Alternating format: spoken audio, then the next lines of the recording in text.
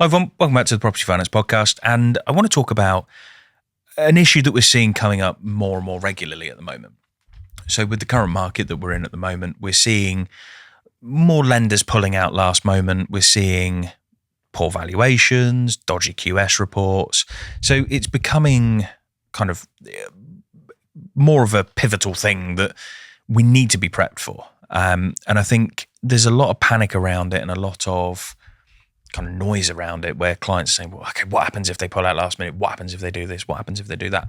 We've got one deal in particular where we're like on our fourth lender where something's come up with it. It's not an easy deal, but something always seems to crop up at the last minute, and it's either stuff not being disclosed by the client or stuff that could have been avoided had the lender read documents. And I think it's kind of fruitful to talk about why lenders pull out and then kind of talk about what we can do to avoid it and what we do if it does happen. So some of the reasons why lenders pull out. So one of them is that you may end up with a poor valuation. So you may get quite far down the line. The valuation comes back. The valuation doesn't come back quite as you expected. It may not then work within their loan to values and everything else. Might then cause an issue with them sort of wanting to pull out at that point. QS reports, again, depending on how they come back, again, may cause an issue with sort of lenders wanting to pull out as well there. We see those two being less of a reason. So what tends to happen is the valuation comes back, it might come back lower, lender offers less money, and then the client might turn around and say, well, actually, I can't make these numbers work. So it's not necessarily that the lender's pulled out, they've just offered less money. One of the kind of really dragging it to the wire is something coming up during the legal process. So it may be that a client hasn't disclosed something. So that's why we always say to clients, disclose everything, because the last thing you want is to get to the day of drawdown or get to a couple of days before drawdown and then all of a sudden find out, oh, the lender's not proceeding because of something that could have come up 3 months earlier. So always disclose everything. I think that's really, really important. Or it may just be that something comes up, an issue with the title of the property or something from the back and forth with solicitors. Now, those things tend to come up early enough that you can kind of pivot. So what I mean by that is a valuation QS report is probably going to be a month before completion. So you've kind of got a month to then pivot off in a different direction. Something coming up during the legal process is probably going to be 2-3 weeks before completion. So again, you've kind of got time to pivot off.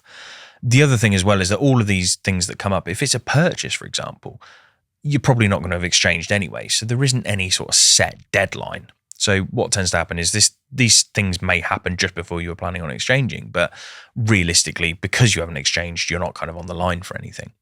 What I would always say with exchanges is don't exchange before everything's kind of set in stone, because what we found with some clients is that they'll want to exchange contracts before the finance is in place. They'll exchange and then something will come up on the finance.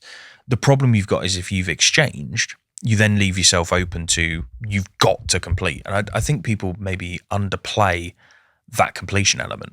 If you exchange contracts, you have to complete whether you're still alive or not. Like that's how serious it can get. So there are situations where people have passed away after they've exchanged and their estate still has to complete on the sale. So there are a few instances where I think people do underplay how strong an exchange is. So I think you really do have to have the finance nailed down and in place. So we've kind of spoken about some of the reasons why a lender might pull out, but I guess now it's a case of, right, okay, what can you do to pivot off? Well, the first and most simple method is realistically, if a lender pulls out, you just pivot off and you go in the direction of another lender, because there are 200 odd bridging lenders. Chances are you're going to find a lender who will do the deal. It's just a case of obviously pivoting off as quickly as possible. One of the things that you can do as well is by using a good broker, that broker's going to know which lenders sort of have a reputation for buggering about on deals. So I think the thing is by using a good broker, you minimize the chance of having a lender pull out, because they're going to know which direction to go in. So they're going to say, well, don't use that lender because they've pulled out on 3 deals previously. Don't use that lender because they messed us around on a deal recently. Don't use that lender because they've messed about and done X, Y, and Z. Don't use that lender because they use a certain valuation panel that haven't been very good. So what we tend to find is by just using a good broker, you tend to know where to go. So apart from pivoting off in the direction of another lender, the other thing that you could do is if the lender is still there but they've offered less money, is bring in an investor. If the lender pulls out altogether, then you may need to use an investor entirely. It may be that you refinance another asset in order to cover. If you're buying a particularly troublesome property, you might refinance another asset to pay for it. So it's about kind of pooling all of these different ideas. The other thing as well is that if a lender pulls out, depending on the reason, you may go back to the vendor and say, well, actually, the lender's pulled out because of this. You're going to have this issue again in the future. Because of that, we want to renegotiate the price, or we want to put a slightly different structure in place.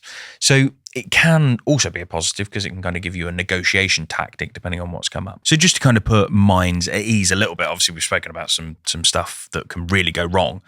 It doesn't come up as often as you think it probably would. It's very rare that you would get to the last minute and then a lender pull out. It does happen, don't get me wrong, but it's very, very rare.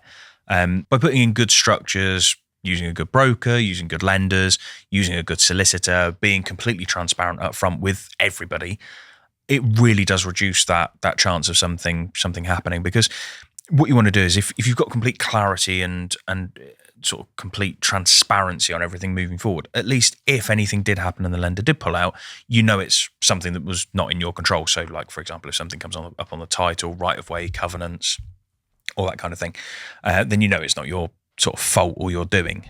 Doesn't make it any easier, but obviously it does make it slightly better from your side that you know it wasn't your fault. So to put your mind at rest, it doesn't happen a huge amount. So it's worth kind of keeping that in mind. And we'll always sit with you and kind of run through it and say, look, these are your risks. This is where we can see potential issues. This is where we could potentially see a lender getting funny. And we identify it early, deal with it early, and then we know kind of what the overall risk is. But hopefully it was handy. Hopefully that puts some minds at rest. It's never going to be risk-free. It's property at the end of the day. But at least it kind of gives you a bit of an idea of what you can do to prep and reduce that risk. But yeah, if you found that helpful, please do all the usual. Like, subscribe, comment, review, all that good stuff. And yeah, otherwise, I will catch you on the next one.